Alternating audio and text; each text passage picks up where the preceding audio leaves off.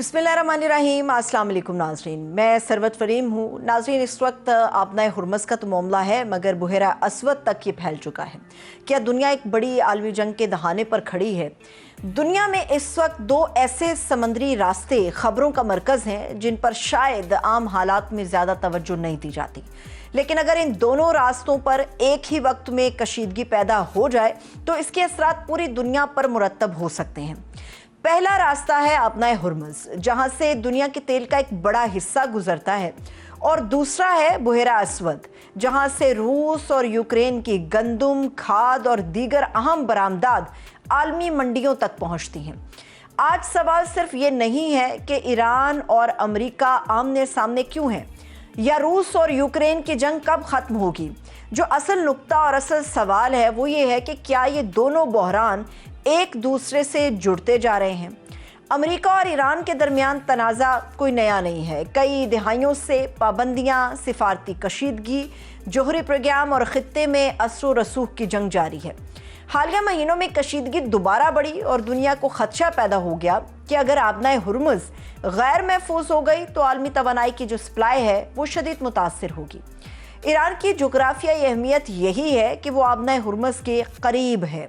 अगर वहाँ फ़ौजी कशीदगी बढ़ती है या जहाज़ रानी मुतासिर होती है तो सिर्फ मिडल ईस्ट नहीं बल्कि एशिया, यूरोप और दीगर खित्तों की जो इकॉनमी है उस पर भी बराह रास्त असर पड़ सकता है। इसी दौरान यूरोप में एक और महाज भी जो गर्म हो चुका है। यूक्रेन ने बहरा अस्वद में रूसी बहरी सरगर्मियों पर दबाव बढ़ाया है, क्योंकि यूक्रेन का जो मौक़िफ़ है वो ये है कि इसका मकसद रूस की जंगी रसद, बहरी क़ुव्वत और जंगी मईशत को कमज़ोर करना है, ताकि रूस की जो जंग जारी रखने की सलाहियत है वो मुतासिर हो जाए। लेकिन सवाल ये है कि क्या ये सिर्फ रूस और यूक्रेन की जंग है?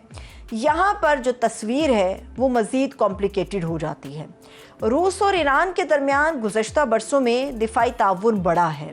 मगरबी ममालिक का ये इल्ज़ाम है कि ईरान ने रूस को ड्रोन और दीगर फ़ौजी टेक्नोलॉजी फराहम की, जबकि रूस और ईरान ने तवानाई, तिजारत और दिफाई शोबों में अपने ताउन को बढ़ाया। इसी वजह से बाज़ बैनुल-अक़वामी तज्ज़ियाकार ये राय अपनी रखते हैं कि अगर ईरान पर दबाव बढ़ जाता है तो रूस उसकी मुकम्मल लाताल्लुक़ी इख्तियार नहीं करेगा, और अगर रूस पर दबाव बढ़ता है तो ज़ाहिरी सी बात है कि ईरान भी अपने इत्तेहादी के साथ खड़ा हो सकता है। लेकिन ये एक तज्ज़ियाती इम्कान ही से गिरदाना जाएगा। इसे शायद हम मौजूदा हालात का एक साबित शुदा नतीजा नहीं कह सकते। इसी तनाजुर में अमेरिकी सदर डोनाल्ड ट्रंप हैं, उनके बयानात बहुत अहमियत इख्तियार कर गए हैं। उन्होंने बड़े वाज़े अल्फाज में ख़बरदार किया था कि अगर रूस या दीगर बड़ी ताकतें ईरान को ऐसी फ़ौजी मदद फराहम करती हैं जिससे तनाज़ा मज़ीद फैलता है तो इसके नताइज भी गंभीर होंगे। ये बयान इस बात की निशानदेही करता है कि वाशिंगटन ईरान और रूस के ताल्लुकात को सिर्फ इलाकाई मसला नहीं बल्कि जो आलमी सलामती है उसके तनाजुर में भी देख रहा है। अब ज़रा इन दोनों बहरानों को हम एक साथ रखते हैं।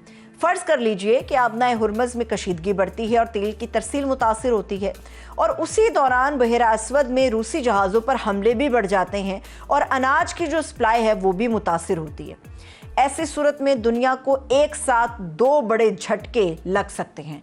पहला झटका तो तवानाई का होगा, लेकिन जो दूसरा झटका होगा वो इससे भी ख़तरनाक होगा, क्योंकि वो खुराक का होगा।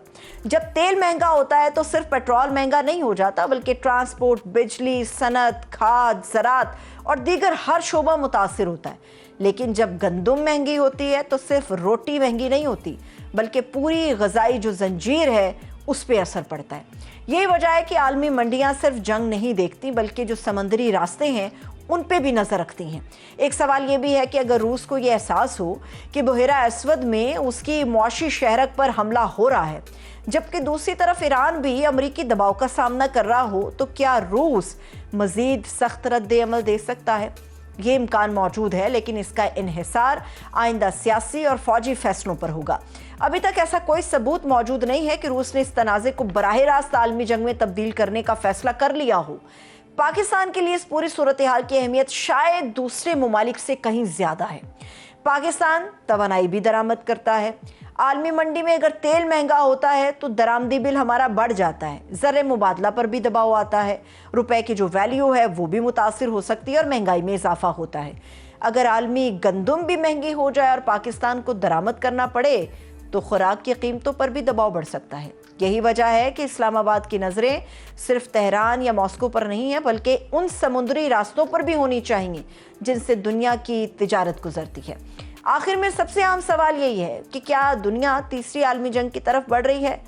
اس وقت اس سوال کا جواب ہاں یا نہ میں دینا شاید ہمارے لیے درست نہیں ہوگا، لیکن یہ ضرور کہا جا سکتا ہے کہ دنیا ایک ایسے دور میں داخل ہو چکی ہے جہاں مختلف علاقائی جنگیں ایک دوسرے پر اثر انداز ہو رہی ہیں۔ اگر سفارتکاری ناکام ہوتی ہے، اگر بڑے ممالک براہ راست ایک دوسرے کے خلاف میدان میں اترتے ہیں، اگر اہم بحری راستے طویل عرصے تک غیر محفوظ رہتے ہیں تو صرف جنگ نہیں بلکہ عالمی معاشی بحران کا خطرہ بڑھ سکتا ہے۔ لہٰذا آج دنیا کی نظریں صرف میزائل اور ڈرون پر نہیں بلکہ آبنائے ہرمز اور بحیرہ اسود پر بھی مرکوز ہیں، کیونکہ انہی راستوں سے گزرنے والے جہاز عالمی معیشت کی نبض کو زندہ رکھتے ہیں۔ آنے والے ہفتے اور مہینے یہ فیصلہ کریں گے کہ دنیا کشیدگی سے مذاکرات کی طرف جاتی ہے یا پھر مزید تصادم کی جانب۔ اجازت دیجیے، اپنا خیال رکھیے، خدا حافظ۔